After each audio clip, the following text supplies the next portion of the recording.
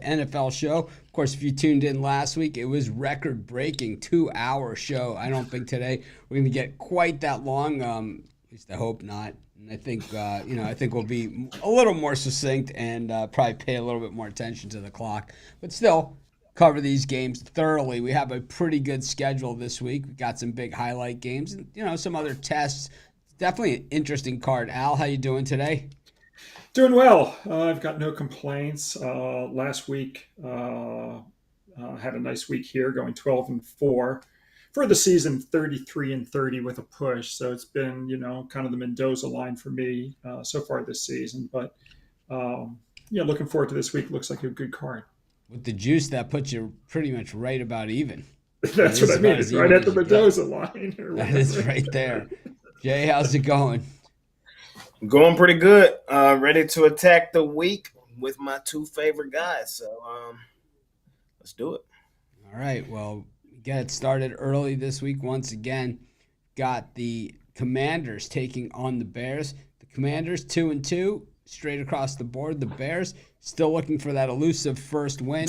Al, do the Bears find it? These short week games have been low scoring and hard hitting, and missing a lot of players. What do you see in this one? No, I was just laughing. I'm glad I chose the right team for our bet, taking the Houston Texans to win the game instead of the Chicago Bears.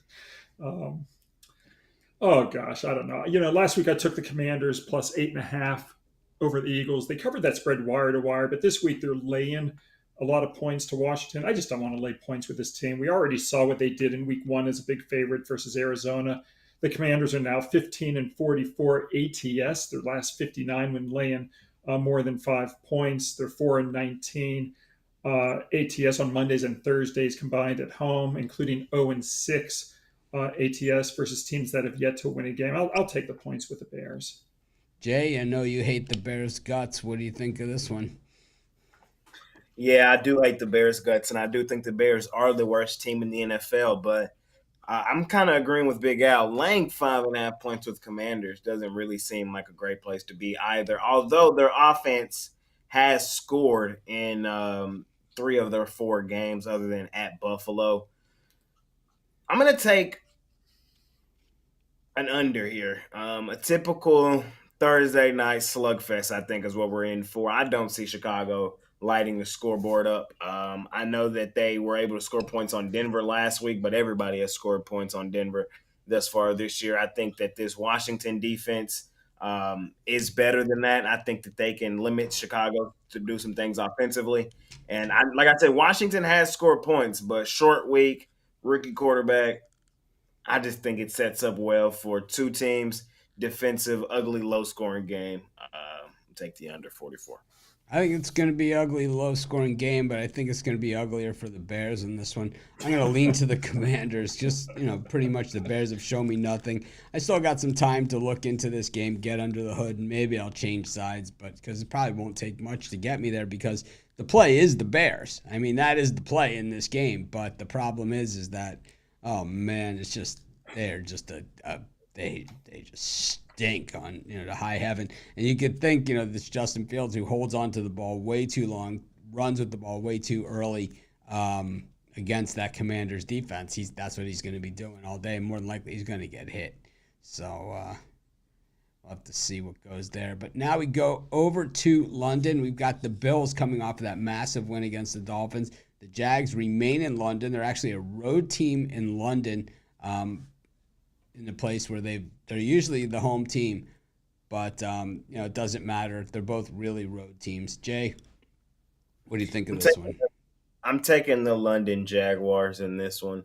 Um, Stayed there over the course of the week. They're very comfortable playing in London. Um, this is a team that has played there more so than any other team. And I think they avenged some of their demons last week. They got right offensively and defensively. I thought that they started to show some things that can translate moving forward. This is a team that I thought could be number one in the AFC with how bad that their division is. And I was expecting them to take a step forward now with Doug Peterson in year two, Trevor Lawrence taking another step. I think these two teams are fairly similar. I don't think Buffalo is 5.5 points better than the Jags. I think this is a coin flip game straight up to win it. With that being said, I'm going to take the Jags plus the 5.5. More comfortable playing in London, didn't have to travel, and I think they have a legitimate shot to win it outright. The Jags have Vice definitely versa. played better in recent years against the better teams, but Doug Peterson still will coach you out of an outright win. I think the Jags keep it close. I think the Bills win it late with a late field goal, so the points will factor. I'll take the Jags with the points, but if I'm one of those money line parlay guys, I'm probably rolling with the Bills.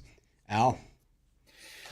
You know, I mean, Buffalo started the season on the wrong foot. They got upset by the Jets. That was really a nice spot for the Jets, to open the season there. But since then, Buffalo's been, really in high gear. They've got 3 straight blowout wins over the Raiders, Commanders, and Dolphins, and each has been by 28 or more points.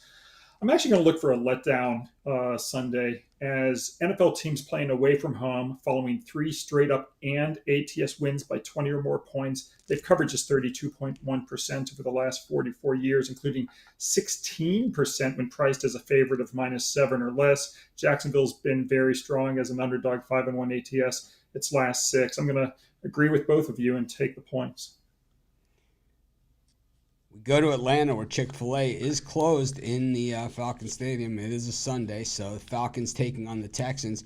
Texans have all of a sudden red hot this season, 2-0 in their last 2, covering the spread in the process, really whipping up on the Steelers on Sunday. And the Falcons 2-2, 1-3 against the number. I think the Texans, you have to be impressed at what Stroud's done. But I think now that people are going to start getting behind them and start rallying, saying, oh, the Texans are playing well and Stroud's playing well, that's usually when these teams fall flat on their face. I'm going to take the Falcons here and lay the small number. Well, Mitch, I need Houston to win this game so I can get some free Wiener Schnitzel at Spago. But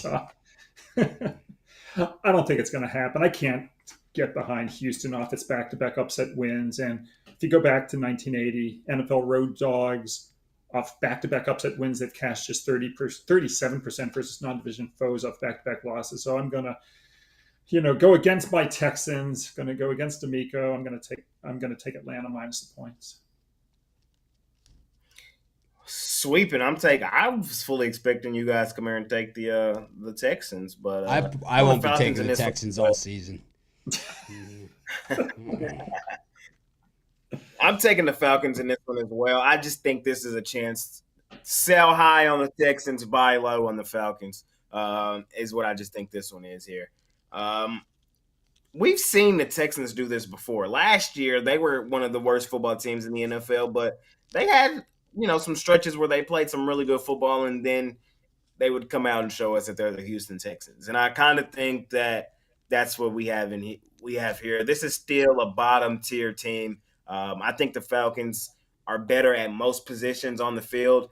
I think the problem that most teams have had against the Texans is they haven't really able to move the football. And Atlanta hasn't led up the scoreboard recently either, but I think Atlanta will be able to run the football. And I think this one's going to be tight, and I think Atlanta probably wins this one at home in the end. So give me the Falcons as well. I'll lay the 2. Falcons have been in some tight games this year. Got the Lions against the Panthers. The Panthers look to be one of the worst teams out there right now. They have looked absolutely terrible. The reviews on Bryce Young are real bad so far. And, I thought Stroud was the worst of the bunch, but it looks like Bryce Young clearly is the leader in the clubhouse as far as that goes. And for the Lions, that lost to Seattle, kind of you go back and forth on it. I mean, it was that interception return for the touchdown. Now we see another one, against the Giants. So maybe it wasn't such a bad loss as it looks, as the Seahawks are playing some better football. But the Lions, 9-point home favorites. Again, a very, very big home favorites in this one, as the Texas Rangers hit into a double play to end the inning there. Really one of those really good double plays. The line drive, and, stab, and the touching of first base. Well, guys, I've mentioned a few times this year how well Detroit's done under Coach Dan Campbell when playing a team not off a straight-up loss since becoming the head coach. His men have gone 15-0 with a push ATS. Unfortunately, here the Panthers are off a loss, and the Lions are a pedestrian 11-11 ATS in that situation, including 4-9 ATS in non-division games. So I've got no reservations about fading Detroit. Also, this is the most points Detroit has laid under Campbell, and it's actually the biggest number Detroit's been favored by in the in 6 years. It's been 6 years since they were favored by 9 points. So I don't want to lay this number with Detroit. The Lions are also 3-14 ATS their last 17 when priced from -9 to -11.5. So I'm going to hold my nose and take the Panthers. That was a hell of a play right there by Yandy. Hell of a play. I'm taking the Panthers in this one plus the points. Kind of like Big Al said, and I've said all year, man. I love the Lions. I had the Lions a ton last year, but the role has reversed, man. And this is just a team I don't feel comfortable laying damn near double digits with. Are they better than this Panthers team? Yes. Is this Panthers team bottom tier in the NFL? Yes. But what they are also is a team that has competed thus far this season. We've seen them hang around in a few of these games. I think they can do that here. Do the Lions win at home? Yeah, probably 6-7 points, though, is how I got this one shaken out. Give me the Panthers plus the 9. I think Bryce Young and company can do enough here.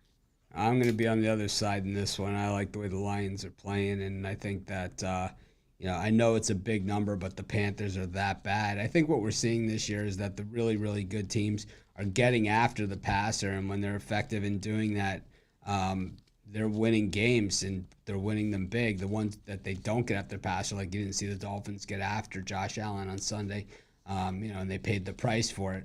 But Bryce Young is super vulnerable back there. And, for example, last week, he was 25 of 32, which, for fantasy players and all that other stuff, say, wow, he was really good, all the percentage. Well, the bottom line is 204 yards, and he had 5 sacks for 55 yards. That doesn't include the knockdowns, hurries, rushes, all that other stuff. He also, he was in trouble all day. And I think when you look at the his 2 rushes for 10 yards. You look at the rest of the Panthers' running attack, 14 carries for 41 yards for Chuba Hubbard. That is an impressive 2.9 yards per carry. That makes him top of his Delta fraternity graduating class. Miles Sanders, 13 rushes, 19 yards, 1.5 yards per carry. Just does not get it done against Hutchinson. And I think I like the guy they drafted out of Iowa. He looks really good. The linebacker, the rest of the linebackers look good, and the Lions can run the football and throw the football and do all those things. I don't see how the Panthers keep up in this thing. I think they boat race them. Got the Colts taking on the Titans. That Colts, they were down 23-0 last week, come all the way back only to lose in the opening drive of overtime. Derrick Henry, always big against the Colts. Yep, and that's why I'm taking the Titans in this one. This is a typical Titans win right here. It's not gonna be easy. It's gonna be ugly, but they're gonna get it done in the end. Derrick Henry bounced back after averaging 20 yards against the Browns. Had a couple of nice runs this last week. I see the Titans bouncing back. There's Mike Vrabel here where he's in his best. Give me the Tennessee Titans. I'll lay the 1 here in this one. Yeah, Derrick Henry, like half of his career highlights when he goes into the Hall of Fame are going to be against the Colts. I mean, these are some of the biggest games of his career. He's had the 131-yard game. He had the 149-yard game, the 178-yard game, the 128-yard game. He averages 100 yards almost against the Colts and 5.1 yards per carry average career versus the Colts. Last time out against the Colts, he only carried the ball 1 time. So I think we could take that one out of the equation. The other game before that, he was injured, but before that, 6.9 yards, 6.1 yards, 5.1, 5.8, 5.5, 5.7. He owns the Colts. I look for Titans all day in this one. Al? I'm going to run the other way, primarily because of last week's big upset win over the Cincinnati Bengals. Tennessee was a 2.5-point home dog. They win the ball game by 24 points, 27-3. So off that upset win, I'm going to fade Mike Vrabel's men on the division road. Take a look at how division road underdogs do off a double-digit upset home win. They've covered just 41%, including just 33% versus foes off a home loss. Of course, the Colts are off that home loss. Also, Indianapolis has been consistently good off straight-up defeats. They're 53-30 ATS their last 83. So I'm going to take the Colts in this ball game. All right, in this graphic, I have a bad record on this one for the Giants, so I'm gonna have to just push it to the bottom and kind of edit it out of the screen. But it's the Giants at the Dolphins. The Dolphins getting back home after that lesson that they were taught by the Bills. A reminder, which I was not surprised at all about. And the Giants just, I don't know. I'm sure almost every really good football bettor that I know is gonna, if they took out the Giants primetime games from their record, would be plus 400 units to the better, the minus 200 and the plus 200 that they could have had on the other side. Because the last two times we've seen them front and center, they have gotten just absolutely slaughtered. Jay, you like watching the Giants get slaughtered?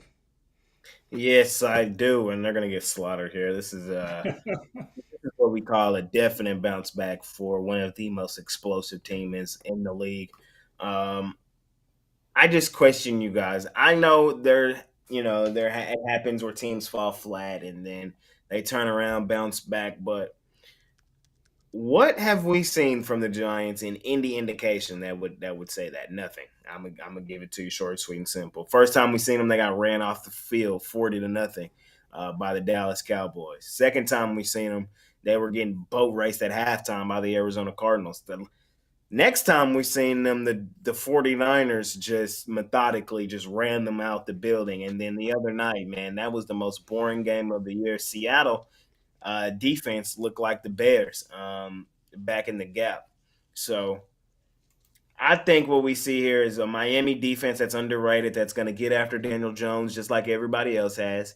And I see a secondary that is really, really weak for the Giants that is going to get exploited by Tyreek Hill and the guys in the back end.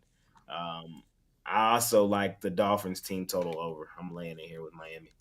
I definitely like the Dolphins late in this game, and I think, it's probably going to be the difference here. I think what we've seen with the Dolphins and this head coaching regime that's different than a lot of the other ones is they've been able to finish. And the Dolphins they've been competitive for a while in a lot of games. They just have not been able to finish. They've lost in a lot of close games and have had chances, but this team actually finishes. And I think the Giants are in real bad trouble in this one. I can tell you right now that, I haven't looked at anything, but I know for sure the Dolphins will be in their white uniforms for this one. They'll put the Giants in that dark blue, and the Giants can only hope they have an optional helmet that's white or something, because it's going to be about 90 degrees in Miami for this one with a very, very big humidity. I expect the Giants to be absolutely ass-dragging by the end of this thing. I grew up in that Miami heat. I know exactly what it's like, and it's a heavy, heavy heat.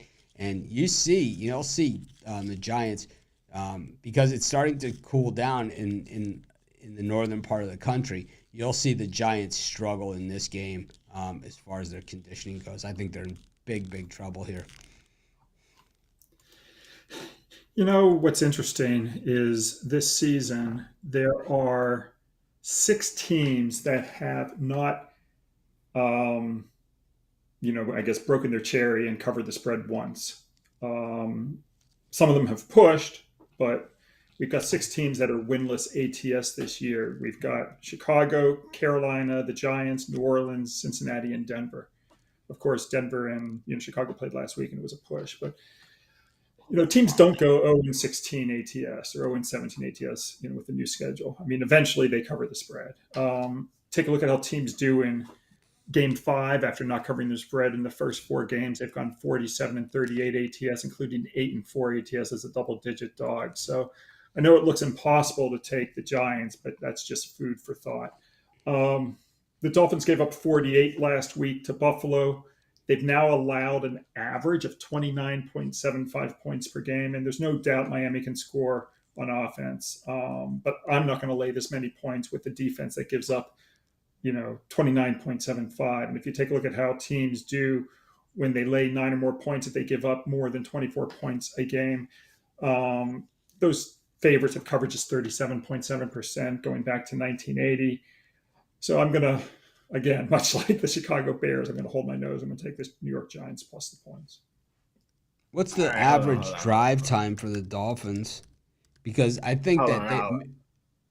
What's up? I was going to say, I understand that, Big Al, but we're talking about the New York Giants offense. Like, we're talking about the No, I Giants. mean it's. I know. I get the numbers, but But and I'm I gonna get guess that the the Dolphins Dolphins' defense opponents have hasn't had. been, haven't the Dolphins defense has left some things to be desired. But if there's a game you get right in, it's these next two with the Giants and the Panthers, where we're like, oh, there's the Dolphins defense. We kind of thought, man, I have seen nothing from Daniel Jones in this offense to suggest that they're going to do anything. They put up 3 points against the Seahawks defense that is not anything to write home about. And their offensive line is terrible. Saquon Barkley's not playing, and you're banking on Daniel Jones, who is a terrible quarterback in his own right, man. I just don't see where the points come from. I don't. So I got to lay it with the Dolphins. What were you saying, Mitch? I'm sorry.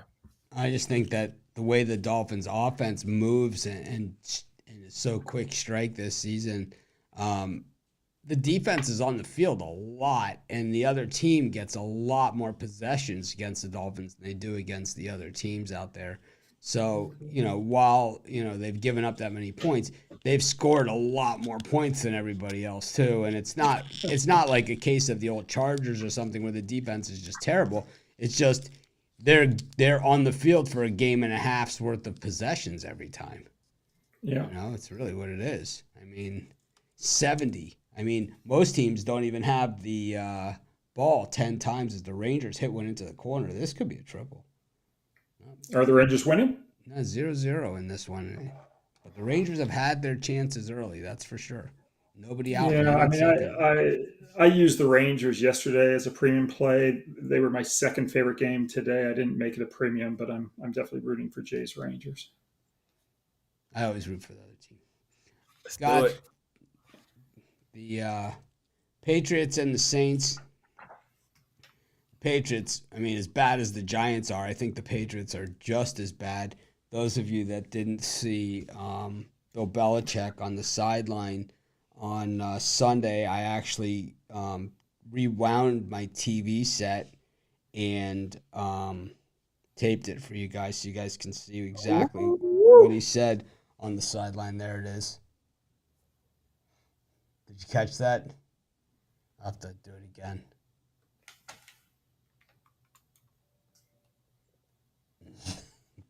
Those you lip readers. That was when Mac Jones got stuffed on a fourth down run. Saints and the Patriots.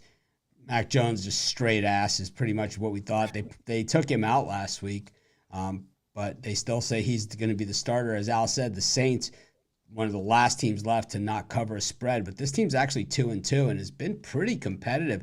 They've played in a lot of tight games already in the early going, and getting a point with them against a bad Patriots team, I see no reason not to take the point in this thing and take the Saints to get their first cover of the season.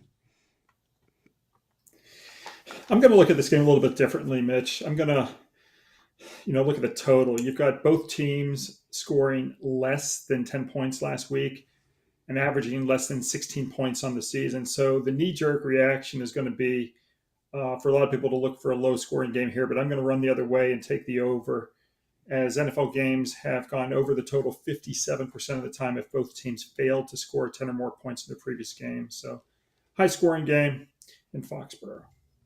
Yeah, and I'm going the other way. I'm taking the under here in this one.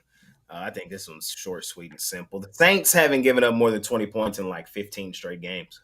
That's just what it is. I heard that stat today. I said, God damn. And that's the truth. And on the other side, if you've watched Patriots football for any capacity of time this year, then you know they're not scoring 20 points. They're not. I've watched them. I had them week one. I've had the Patriots damn near every week, and then of course I watched them get their brains beat out last week. Worst loss in Bill Belichick's career to the Dallas Cowboys. This team is bad. This team's not good. They're now down their top corner, Christian Gonzalez, out for the season. Matthew Judon tore his bicep. He's done. This defense, I still think they're solid behind Bill Belichick. We saw them trade for J.C. Jackson today. I don't think the Saints offense lights them up. The Saints offense hasn't lit anything up this year. I think this is going to be a low-scoring game any way you slice it. I think this is going to be like 17-10, either way, 13-10, something like that. And I would lean towards the Saints, just a pure fade of Mac Jones. The Saints are a better team, have more to play for because I think they actually have a chance to win their division. The Patriots, they're done. Stick a fork in them. They're going to be drafting a quarterback this coming up year. Mac Jones, his time in New England is coming to an end. Give me the Saints. Give me an under here in this one. And cash that Evan Carter over half of total bases, man. Just like that, we cashed both from the morning show. Just like that. Got the Steelers and the Ravens. These two teams do not like each other. These teams play in a lot of close games against one another. I'm back and forth on this thing because the Steelers really did look terrible against the Texans. I mean, really bad. But then again, this series is always so close, these games. 4 points in this series is like 10 in most others. I mean, you see 2-3 points all the time. It's tough. Even Costy took the Steelers in this one. Yep. Wow. I think the Rays just turned a triple play on. Was that fair? Do I need to turn on the game? What the hell's going on? Was that fair? No, it's not fair. Oh! That was like 10 minutes ago. I'm behind. My TV's probably like behind. What happened instead is he hit into a double play. Anyways, ground ball to the third baseman. Anyways, instead of 2 runs, it's a double play. No runs. And anyways, I'm going to take the Ravens here. I mean, the Steelers. I'm going back and forth on this thing. I think the under is a safe play, and I think getting the 4 points, though, I'm going to same game parlay it here with the Steelers and the under. Al? He did turn it to a double. Simeon. All right, sorry. Okay. I've got a pretty good stat that kind of dovetails into what you were saying, Mitch. One of the things I like to do in this rivalry is take the underdog if it owns the worst one-loss record. Since 2010, the underdog in that situation has gone 12-0 ATS with a push. So that bodes well for the black and gold as a home dog, as does the fact that home dogs have cashed 61% off a loss by 15 or more points if matched up against a division foe off a 15-point or greater win. So with the Steelers off that 30-6 blowout loss and Baltimore off the 28-3 victory, I'm going to grab the points with Mike Tomlin's men. Jake? Intentionally walk Seager. Oh, my God. I'm taking the Ravens. The Steelers, they got absolute ran off the field by the Houston Texans last week.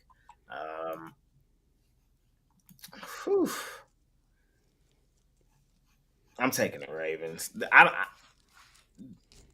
Steelers team's just not that good. They're just not that good. They're just not as good as teams in years past. They're going to end up probably 8-8, 7-9, somewhere right in that wheelhouse.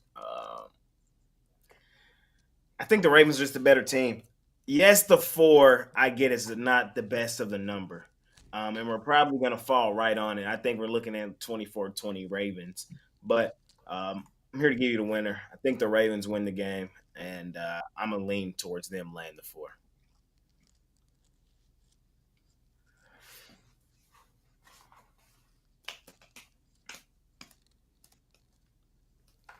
Well, we got the Cardinals against the Bengals. Bengals, another one of these teams that has not covered the spread. But the thing is, in this one, this could either be, the Cardinals saying, well, we're not that horrible, or this could be the easiest money in the history of football if the Bengals play their game. And Al, what do you think of this game? Yeah, I'm just looking at something. I want to see if there's ever been a year He struck out. Don't when worry, Jay. He did? No, Mitch, no. Oh yes. Oh yes. Oh yeah. Don't worry. It was a filthy slider in the dirt. Yeah, there was one other year that had 6 teams winless ATS going into week 5. That was 2007. Um, and the winless teams went 4-2 ATS in that season. But it's pretty unusual that you have 6 teams at this point in the year be winless ATS. Yeah, it was nasty.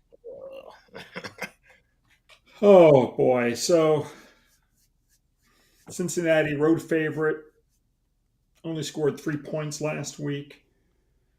I'm going to take Cincinnati. Road favorites have covered 61% the last 25 years if they're off an upset road loss by 7 or more points. So for me, it's Bengals or nothing.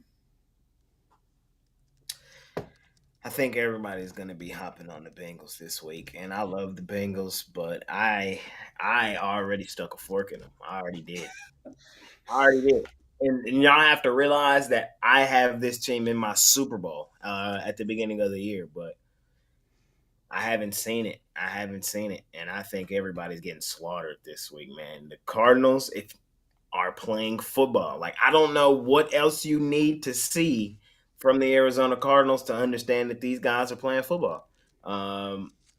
They should have covered last week against the Niners.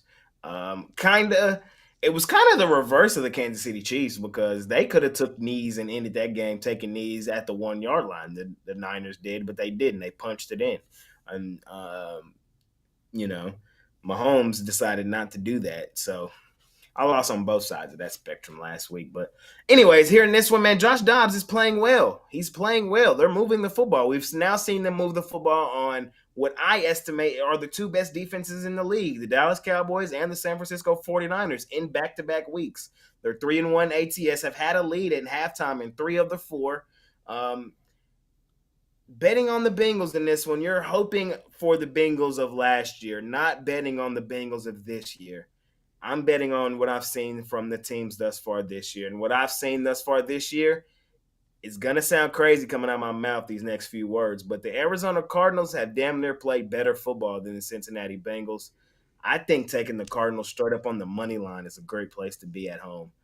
Give me Arizona +3 and on the money line. I'm going to probably be sitting on the sidelines for a while on this game if I ever get there at all because I have a feeling the Cardinals might be public doggy in this thing. And I just think, man, at 3, the Bengals, I think might be the play this low. It was a little higher than this. And I think, at 3. Might get to 2.5, Mitch. Yeah, it's like then I might have to go with the Bengals. It's like this might, because if the Bengals play their game and they play, the way that we know that they can play, this could be the easiest game of the year. I mean, they could win by 35 or 40. If the Cardinals win, it's going to – coming off last week's game against the Titans, I think there's got to be a lot of value here in the Bengals, the way that the Titans just beat them to a pulp. So yeah, I mean, I kind of agree with both of you. For real. At what point do we say that this is what the Bengals are this year? What point does that come? Well, when Achilles Smith takes off the jacket and starts warming up on the sideline, I think that's when who? Achilles Smith, David Klingler. Oh, okay. This is not one of my favorite games. I really don't want to fade my Bengals, man, but I might have to. I think the right place to Cardinals. We go to SoFi, where the Rams return home, and the Rams unbeaten against the spread this season, up against the Eagles, who have been looked.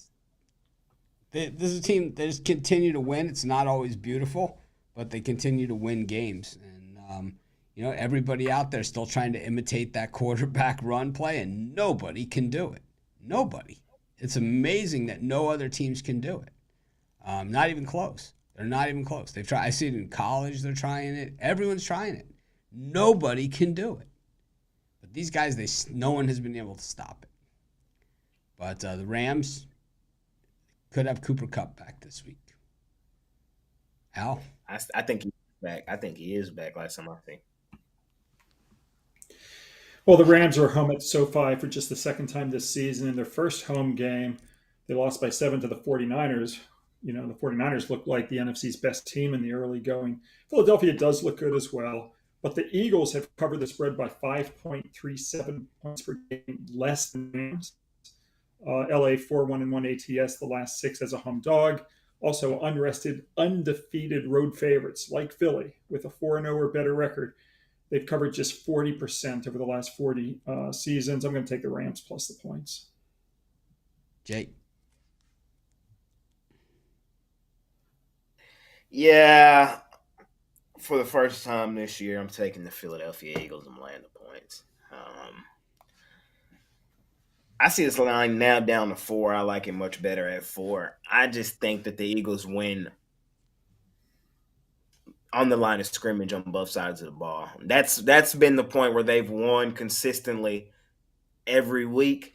And although some of those performances, they're like, maybe they shouldn't have covered the spread there, it's because they're winning at the line of scrimmage. When you win at the line of scrimmage, you give yourself the best chance to win football games. And I think they set themselves up to do that. They are the number 1 team currently on my power rankings. This is what I'll say about them. They have a extremely tough schedule coming up. And that's why I kind of like them a lot here. They have to stack some of these wins. They got the Rams, then they got the Jets. 2 wins I think they stacked. They get to 6-0. But then after that, man, they have the toughest stretch of football than anybody. They have, or Dallas low-key does too, but the Eagles is really tough. They got the Dolphins, then the Commanders, then Dallas, then the Chiefs, then the Bills, then the Niners, then the Cowboys, all back to back to back to back to back. So they got their schedule was front end loaded with spots they should win. I think they do win here, and they probably win comfortably. 28-17, Philly. Below the points. I'm going to roll with I'm going to take the Rams in this one. I just think they're playing really, really well. I just think, watching them on the field, they're just getting it done. And, they haven't been perfect, and I don't think anyone expected them to be perfect. But I just like the way the offense is moving. I like the play calling. I kind of like all the things that they're doing. I think defensively, Aaron Donald's having maybe his best year. I think Philly's going to struggle, and I think if there's a guy out there that can stop that quarterback sneak, I think it's Aaron Donald, and I think it's going to be an interesting matchup if it does arise to that scenario, because I could see him being the first guy to actually be able to get in there and make a difference. I'm going to take the Rams in this one. I think they have a chance to win outright. I think at this point in the season, to have more than one undefeated team is pretty much a reach, and I think this looks like a logical spot for Philly to go down. Going to take money line or point spread? I'm going to take them on them. I'll take both, but I'll do both. But I'll do money line for the sake of the show. That's how I roll. Got the Broncos and the Jets, and these are, to me, 2 horrible teams. Aaron Rodgers saying, I'm coming back this year. For what, You're going to have a team to come back to. They ain't going to be nowhere. Yeah, well, he doesn't care. He does not care. Hey, I'd rather see that attitude than the Kawhi Leonard attitude. Yep. What would Kawhi do? What would Yeah, Kawhi do? He would disappear. Did y'all see him on Media Day yesterday basically saying that he's never done that and y'all need to stop running with that narrative? He seemed really agitated about it. I'll send y'all the clip here in a little bit. He's saying what? That he never disappeared from San Antonio to New York and quit playing? Yes, he said he was really hurt in Toronto. He never sat down for load management. And about San Antonio? What about San Antonio, where he went to New York and said sayonara? Didn't even stay in Texas. What was that about? I'm just telling you what the man said. I agree with both of you. We know what it is with him. But Because basically, they implemented the new rule and everybody calling it the Kawhi rule. So they basically asked him about That's great. they asked him about their media day and he got mad. We got the Broncos and the Jets. This is a brutal, brutal matchup. And it's one of those games that probably be on like the Armed Forces Network, so someone will be forced to watch this garbage. This is a real stinker. And I got to say that even though the Broncos are 1-3, I still think they're the worst team in the NFL. I think they're the most overrated. And as much as I loved fading that Colorado season total, I liked fading this Denver season total just as much. The whole state of Colorado in football just stinking up the joint this season. Air Force is the best team in the state. That's really what's come down to there. Taking the Jets, who I think even with Zach Wilson obviously is a problem, but everybody else on this team they actually on paper have a really good team. It's Zach Wilson has to become more of a game manager than the situations that they've set him up in. If they let him be like Brock Purdy back there, they're a different story. But that's just not the game plan that they have. I'd be dumping it off to that Brees Hall every single play. Just every play. So, speaking on that, Coach Robert Saleh came out today and said that he is no longer on a pitch count, or he's no longer limited in any capacity. Brees Hall. Oh, I give him the ball every play.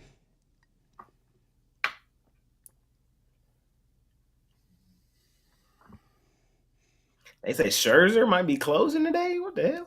Oh, there it is, Jay. There's your 1-0 lead. Is it really? Who's winning? Rangers. All right. Let's go Texas. I'm way behind. I don't know why my TV's so behind. Who hit it? Garcia. Adolis.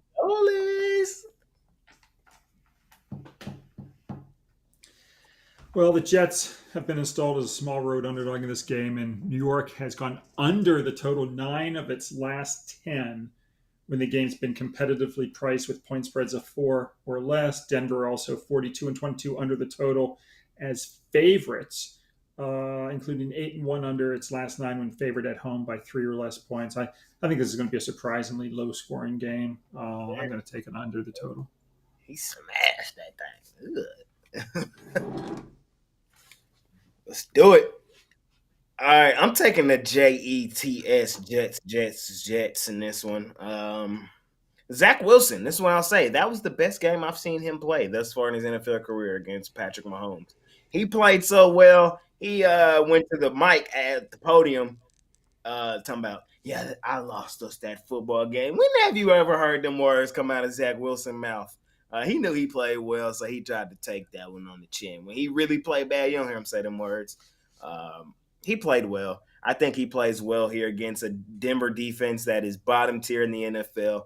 Last year, the problem for Denver was the offense. That's not the case for Denver. This year, it's the defense. I think Zach Wilson and them will be able to move the football. Denver was getting beat badly by the worst team in the NFL last week, Chicago Bears. Luckily, they had enough in the tank to come back and win it. They will not this week. The Jets defense will shut them down, I think. Zach Wilson and them will be able to move the football, running the football. I think the Jets get a win here, get to 2-3. I'm gonna take them straight up on the win.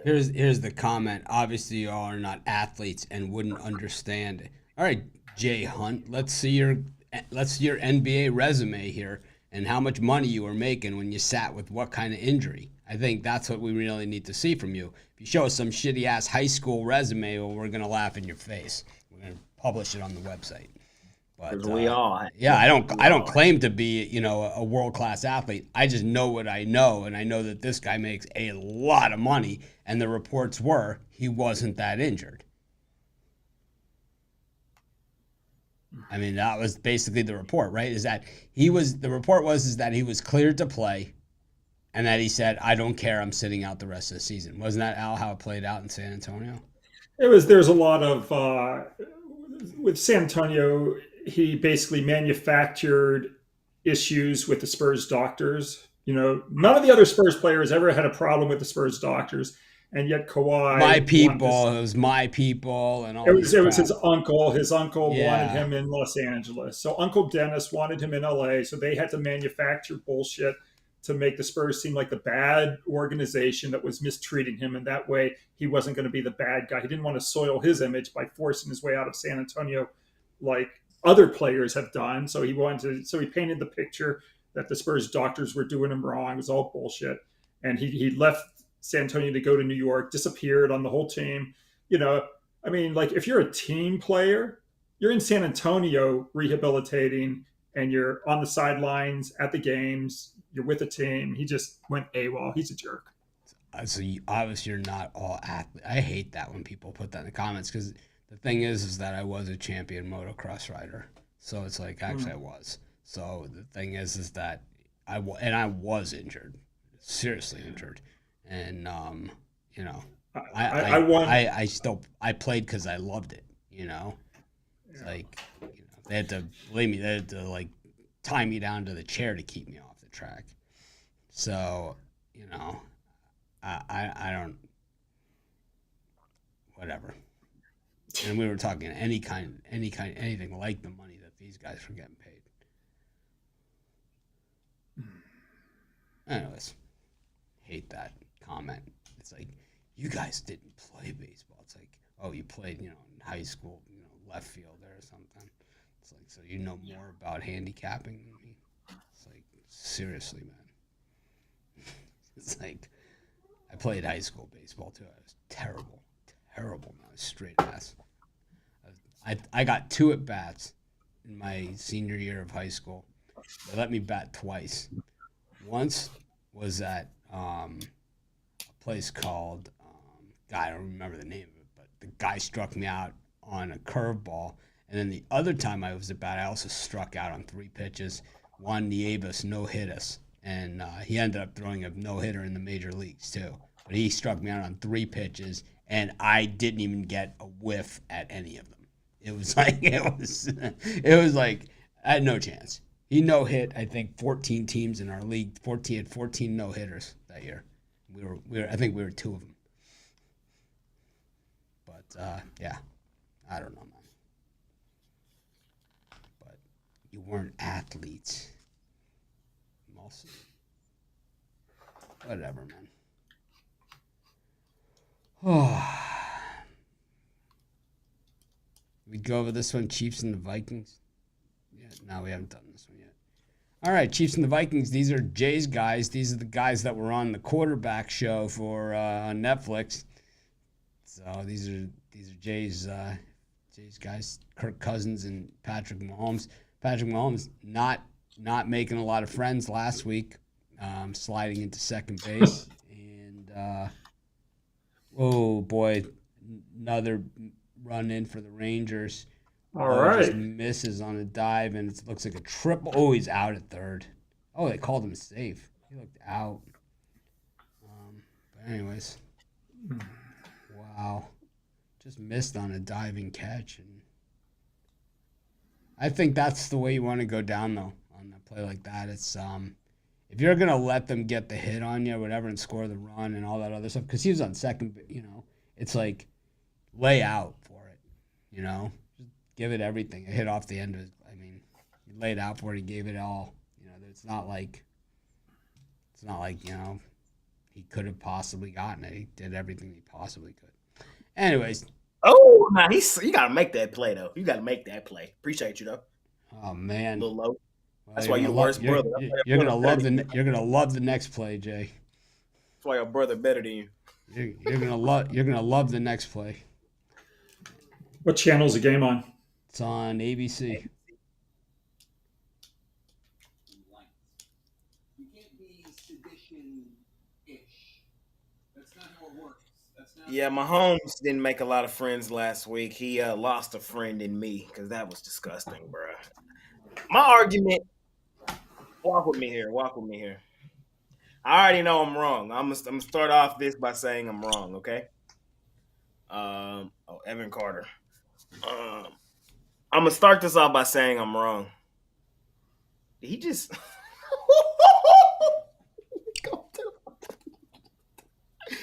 I'm getting a home playoff game. It look like, baby. I'm turned, man. I'm so excited, man. I'm so excited. I wouldn't start I'm excited, cashing man. your tickets just yet. I'm shopping for tickets soon. It'll be the Rangers against what, the Orioles next? Baltimore, yeah. Me, I That's would a good series. I always say, I was at Game 6 in 1986. I always say, don't count your chickens until the final out is recorded, because at that game it said on the board, Bruce Hurst, Series MVP. It seriously said that on the board. Yeah.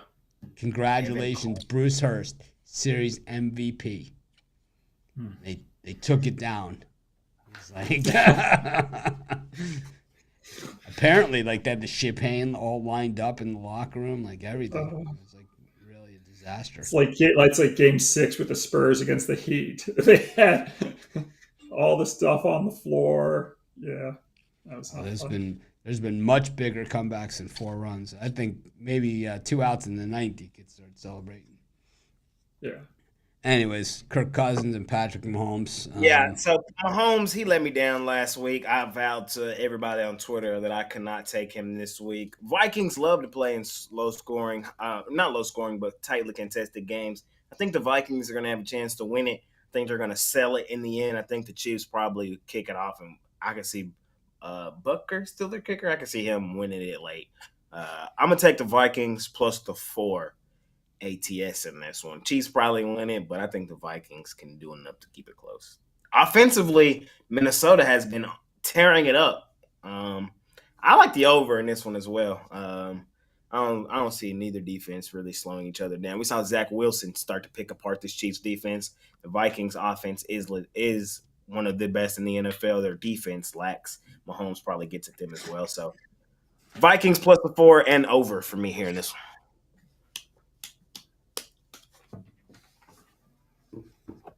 I hate this game. I probably like the Vikings plus the points in this one. I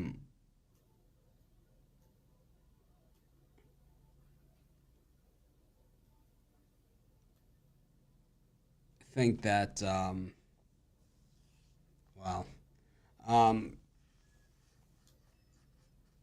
yeah, this is just such a weird ass game. The Vikings are, I think. Oh God! I'm gonna pass. I'm gonna pass on this one. There's no passing in handicapping. Who do you like? I don't really like anybody, and I think that's the problem here. I think I would lean to the Vikings with the points, but this is a game I'm not gonna play this thing. I like the Vikings plus the points. I think that would be the play for me, only because the Chiefs can't cover a spread to save their life, nor are they interested in covering the spread. Well, that's a benefit. If you go against Kansas City, you might get them, kneeling down on the 2-yard line or something. Travis Kelce, they're more interested in the Taylor Swift is coming to the game than covering the spread for us. Yeah, I don't want any part of Kansas City in this game. I don't want any part of Taylor Swift after this. I mean, they're now a road favorite. They won last week. Look at defending Super Bowl champs. They're a soft 78 and 103 ATS as road favorites off a win, including 11 and 29 ATS versus non-division foes that were off a straight-up an ATS win. And, of course, the Vikings are off a win and covered last week versus Carolina. Minnesota had that horrible game to start the year versus Tampa, but they've been, as Jay said, they've been pretty good. I mean, they could have beat the Chargers, if Cousins never had a brain fart. If Hawkinson can hold on to the damn football, you're right. Or if he could just clock the ball and preserve some time, and he just wasted 20 seconds. So they almost beat the Chargers. Should have probably beat the Chargers. No shame in losing by 6 points to Philly. So, yeah, I'll take Minnesota plus the points.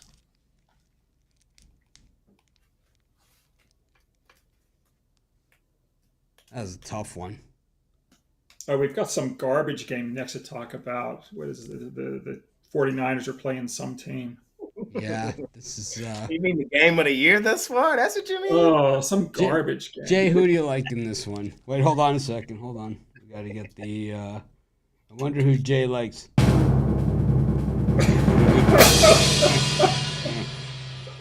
Hey, man. Double revenge, man. Really like triple revenge, man. It's week 5. This game doesn't mean much, but here's your preview of the NFC Championship game. Here it is, right here. Sunday Night Football. We're gonna get a good look at the 2 best teams in the NFC. Currently, I got the Eagles still slated up there. You gotta respect them, but I think right now, this far, these are the 2 best teams. Defensively, I like what I see from both of them, and I'm giving the edge to the Cowboys. I know the Niners have won the last 2 meetings, but I think Dallas is going to have the mental edge in this one. I just think these boys come to play. 3.5 with the team that has looked as good as they have. They only have the 1 stinker. It's going to be a hell of a game. 1 versus 4 in my power rankings. The Niners are slightly better, but I think that hook looms very large in this one. Getting the hook to 3.5, I think, is the best place to be. But y'all know me, man. I think we would go in here and beat these boys straight up. So I'm taking them on the money line. It's that simple. That's where I'm at. I'm on the Niners in this one. I think go to 6.5, 9.5, and 13.5 on this thing as well. I think it's going to be a one-sided game, and I think Dak Prescott in big games certainly shows usually exactly where he's at, and that's usually not on the good side of things. So I'm going to roll with the Niners here. Brock Purdy's first loss of his career. Loading. I'm going to go in a different direction than each of you. 49ers have scored 30 points in each of their first 4 games. They're also 11-7 over the total since acquiring Christian McCaffrey. Now, I know these 2 teams met in the playoffs each of the last 2 years, and I know both of those games were low scoring and went under the total, but those were playoff games. The regular season is a completely different animal. Take a look at the meetings between these 2 teams in the regular season. 8 of the last 10 have gone over the total. I think this is going to be a very, very, very high-scoring game. I'm going to take it over the 45. Christian McCaffrey, anytime touchdown. Tony Pollard, anytime touchdown. Both backs get in the end zone. Christian McCaffrey had 4 last week. I think betting him for 2 touchdowns is probably not a bad place to be, me being objective. But I think when it comes down to it, man, I think the boys are just going to be hungrier, and they get it in the end. I can't wait. It's the game of the year thus far. It's going to be a hell of one.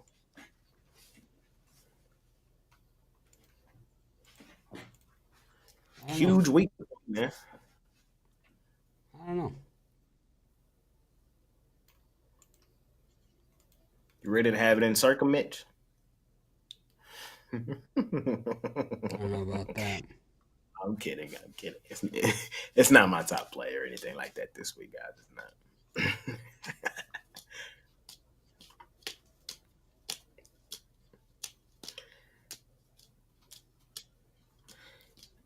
Can we just all agree we're taking Green Bay here in a pure fade of Josh McDaniels? Oh no, I'm taking the Raiders for sure in this one. You're taking Josh McDaniels? Jordan Love is the worst quarterback in the entire NFL. He is absolutely horrible. And I could see Crosby having a monster game in this one. And I could also see Devontae Adams against his old team just absolutely shredding them because the Raiders are going to have the ball the whole time because the Packers offense can't move the ball. I mean, Jordan Love just stinks. You throw it high and late over the middle, you're not an NFL quarterback. And I think, a lot of times having a quarterback that's sat on the bench behind a good player, it's usually a good thing, and they come in and they're game ready. He's had enough time to sit there and learn and do all those things. There's no reason for him to be like a deer in the headlights, lousy, mid-round rookie. He looks like, he stinks. Stinks. Really, the reason why they probably waited this long to even give him this much of a look, even with Rodgers there, is because the GM would be fired on the spot. It stinks. I'm taking the Raiders. I am not taking the Packers again all season. You stink.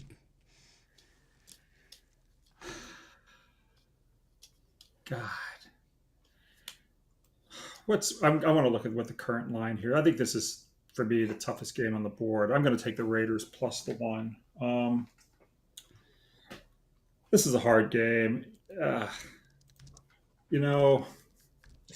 historically, this is falling in the range of the good Monday night football home dogs when you're a home dog of plus 1 to 5 points.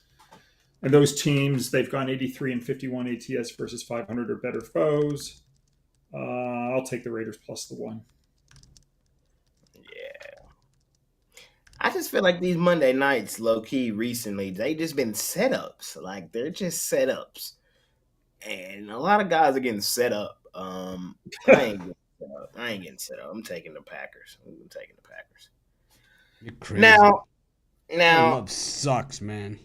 He sucks. I mean, he lost to a top 10 team in the Lions. I mean, that's how it happened. It wasn't bad. It was his fault that the game was so bad. The Lions are top 10 though. That's a good football team. He made them top 10. He made them. What about? I mean, but you can't excuse what the Raiders have done. A 1-point win over the Broncos. One. At least it's a division rival. Aired out by the Bills. I mean, a couple teams have got aired out by the Bills. That Steelers loss, in hindsight, is not that good of a loss. The Steelers are not that damn good. We just see them got run off the field by the Texans. And then the Chargers, the Raiders had opportunities to win that game last week. They did. They probably should have. Josh McDaniels continues to make questionable head coaching decisions. Couldn't get that done, even with Brandon Staley gift-wrapping them the perfect position to go and tie the football game. They couldn't get it done. Bounce back for Jordan Love. It looks like Garoppolo probably will be back this week, which just sets up for a great bounce back week for the Packers. I'm taking Green Bay here in this one. Short, sweet, simple. Romanelli just asked me if I'm going to Game 3 of the ALDS. Of course, sir. I mean, you should go to Game 1. Go to Camden Yards. Go to Baltimore? Yeah. Have you ever been to Camden? I haven't. It's a lot better than the Rangers ballpark. Go to Camden. Eric, you can hook up with Eric and Costi. I might have to. You can have Boog's Barbecue, which is really good. Good old Maryland. Man, this is crazy, y'all. Like, so is this the end of the show? Yep. All right. 2012, man. Me and my dad were standing outside of Academy. I think we're gonna win the World Series. I think we're gonna win it. It's a big ass line. We had to go to the Academy the city over because when in our city the line was wrapped around the building. Everybody ready to get their championship gear. Game's still going on. Standing outside of Academy in Rockwall, Texas. 1 out away. Nelson Cruz.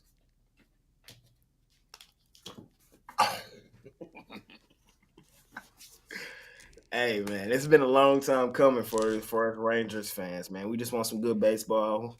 Well, yeah, you got a long way between now and then. No, I'm just saying we just want some good baseball from a good team. Like, you got to realize, I've only seen them in the playoffs like 3 times in my lifetime. I'm 24. So it's exciting. It's exciting. It's exciting. I would be excited. I don't get excited. I think there's sports. I would like to see anyone in the world. I mean, if Houston gets there, at least there's a bad guy to root against. But I think it'd be a fun story for the Twins, Orioles, or Rangers to make the World Series. Get with their ass shellacked by the Braves. Or the Dodgers, yeah. The Dodgers can't beat the Braves. You would think not, but I mean, if the Phillies can beat the Braves, the Dodgers can beat the Braves. A little different. Well,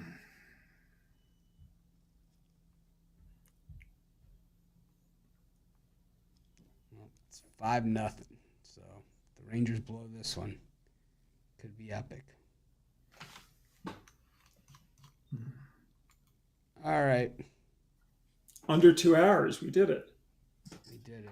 Thanks, everyone, for joining us. We'll see you next week. I don't know how many games are on the card next week, but I'm going to guess it'll be abbreviated once again as we head into these bye weeks. My guess is Buffalo and Jacksonville will be off, but not sure.